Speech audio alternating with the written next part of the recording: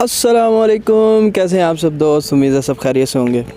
आज एक नई इंटरेस्टिंग वीडियो के साथ हाज़िर हुआ हूँ कि व्हाट इज़ CSS। असल में CSS एग्ज़ाम होता क्या है, आज उसकी बात करेंगे कि CSS एग्ज़ाम क्या होता है, इसकी एज लिमिट क्या होती है, BPS स्केल इसका कौन सा होता है, और इसके अलावा क्वालिफ़िकेशन क्या रिक्वायर होती है CSS एग्ज़ाम के लिए। तो चलिए सबसे पहले स्टार्ट करते हैं CSS। इससे बनता क्या है CSS से? सेंट्रल सुपीरियर सर्विसेज, ठीक है, service, central superior service CSS। ये ब्यूरोक्रेट वगैरह जितने हो गए ये CSS क्वालिफाइड होते हैं, CSS पास करके ये ब्यूरोक्रेट लगते हैं। और इसके बाद बात की जाए, ये BPS 17 ग्रेड का होता है अफसर। जो BPS 17 ग्रेड होता है इसको पास करने के बाद वो लग जाता है।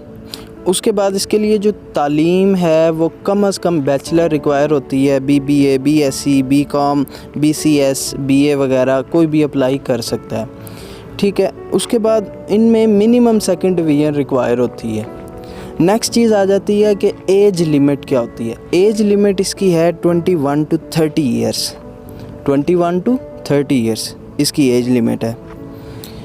CSS एग्ज़ाम बेसिकली कौन सा एग्ज़ाम है, अब हम उसकी बात करते हैं। में CSS एग्ज़ाम के सब्जेक्ट में सबसे पहला पोर्शन होता है आपका कंपलसरी सब्जेक्ट का, जो आपने हर सूरत में उनका पेपर देना ही देना है।